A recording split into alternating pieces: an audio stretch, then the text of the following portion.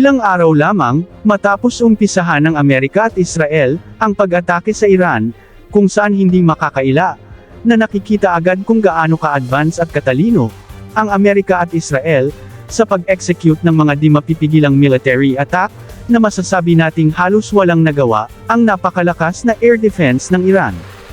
Bago pa ang pag-aatake, habang nagbi-build up pa lamang ang Amerika, ng kanilang naval force, pinagmamalaki ng Iran, na nakahanda ang kanilang puwersa, sa anumang pag-aatake, at siniguro nilang maging isang malaking pagkakamali ng Amerika, kung sakaling ituloy nito ang paglusob. Ayon sa Iran noon, ibahin ng Amerika ang Iran, sa ibang mga bansa na kanilang nakalaban, dahil may puwersa at weapon system umano sila, na di pa alam ng Amerika. Ang lahat ng banta na ito ng Iran, ay napatunayan ngayong di nagkatotoo. Wasak ang mga warning radars nila, wasak ang mga pinagmamalaking layered air defense system. Kahit ang mga pinagmamalaki ng Iran na anti-stealth radar, na binigay ng China sa kanila, para puksain ang mga F-35 at F-22 fighter jets ng Amerika, ay nagiging inutil din, at walang silbi, at tuluyan ngang na-dominate ng Amerika at Israel, ang airspace ng Iran ng walang kahirap-hirap. At nitong araw, di lang mga air defense system at mga missile and nuclear sites ang winasak ng Amerika at Israel, kundi pati ang mga barkong pandigma nila. Kinumpirma ng United States Central Command, na matagumpay na winasak ang marami sa mga pinakamalalaking barkong pandigma ng Iran, bilang bahagi ng isang malawakang operasyong tinawag na, Operation Epic Fury. Ayon sa ulat, hindi bababa sa 11 barko ng Iran, ang nawasak sa Gulf of Oman, at karamihan sa mga ito, ay mga primary surface combatants ng Iran. Kabilang dito, ang drone carrier na Iris Shahid Bagheri, at ang forward-based ship na Iris Makran.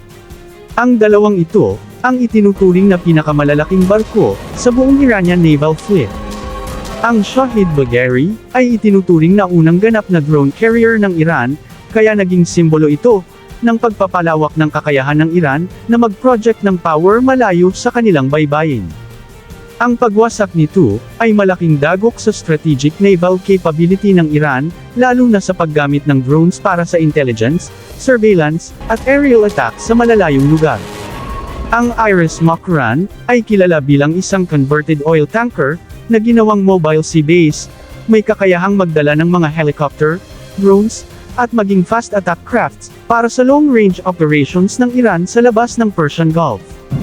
Kasama rin sa mga naiulat na nawasak, ang ilang Jamiran-class corvettes, na bahagi ng modernization program ng Iran, upang palakasin ang kanilang blue water naval capability. Ang mga corvette na ito, ay may kakayahang maglunsad ng anti-ship missiles, torpedoes, at surface-to-air missiles, malaking bahagi ng depensa ng Iran sa rehiyon. Samantala, kinumpirma ng mga awtoridad ng Sri Lanka, ang paglubog naman ng isang Mauj-class frigate ng Islamic Republic of Iran Navy. Ito ay ang Iris Dina, na lumubog malapit sa baybayin ng Sri Lanka, sa hinihinalang isang submarine attack ng di pa nakikilalang Navy. Ang Iris Dina, ay isa sa pinakamodernong frigate ng Iran, inilunsad lamang noong 2021. May kakayahan itong mag-operate, sa malalayong karagatan, at nilagyan ng indigenous radar systems ng Iran, cruise missiles, at electronic warfare capabilities. Ang paglubog nito, ay malaking dagok sa naval prestige ng Iran. Bago ang trahedya, ang Iris Dina, ay nagmula pa sa India, matapos lumahok sa Exercise Milan 2026, isang multinational naval exercise, na pinangunahan ng Indian Navy, na ang layunin ay palakasin ang maritime cooperation sa Indo-Pacific region.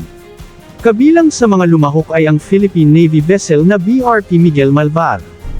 Habang pauwi na umano sa Iran, at nasa humigit kumulang 25 milya timog ng Sri Lanka, iniulat ang isang malakas na pagsabog bago tuluyang lumubog ang barko.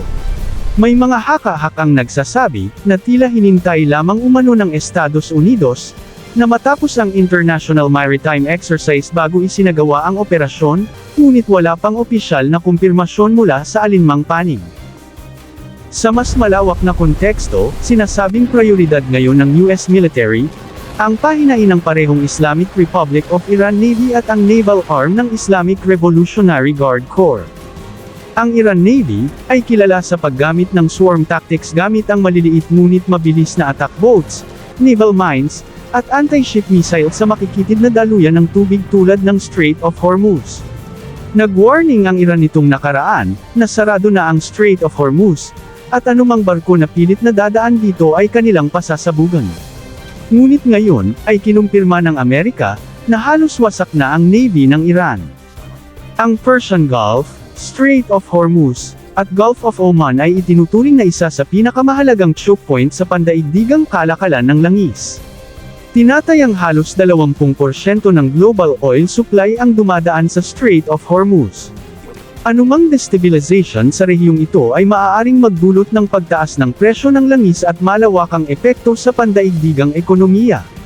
Ngayon, nag-utos si Donald Trump sa United States Navy na maghanda para sa escort missions ng mga oil tanker na daraan sa Strait of Hormuz habang tumitindi ang tensyon sa Iran. Ang problema ngayon, dahil bagamat wala na halos kakayahan ng Navy ng Iran, ngunit may marami pang stockpile ng mga attack drones ang Iran, na maaring gagamitin para sa pag-atake ng anumang barko sa Strait of Hormuz. Sa kanyang pahayag, iginiit ni Trump na hindi dapat maantala ang global energy supply at handa ang Amerika na gamitin ang lakas militar at pang-ekonomiya nito upang protektahan ang global market. Kung kinakailangan, sasamahan ng US Navy ang mga tanker, upang maiwasan ang anumang banta mula sa Iran, upang tuloy-tuloy ang daloy ng langis sa buong mundo. Ang tanong ngayon, may mga commercial ships kaya ang may lakas ng loob na maglayag sa Strait of Hormuz na ito. Inutusan din ng US International Development Finance Corporation na magbigay ng political risk insurance at guarantees para sa lahat ng maritime trade sa Gulf. Para sa lahat bukas ito sa lahat ng shipping line sa abot kayang halaga, upang mapababa ang war risk premiums na nagpatigil sa maraming tanker. Bakit mahalaga ito? Tinatayang 150 barko ang na-stranded malapit sa Strait of Hormuz. Ilang malalaking shipping companies ang pansamantalang huminto ng operasyon dahil sa banta ng pag-atake.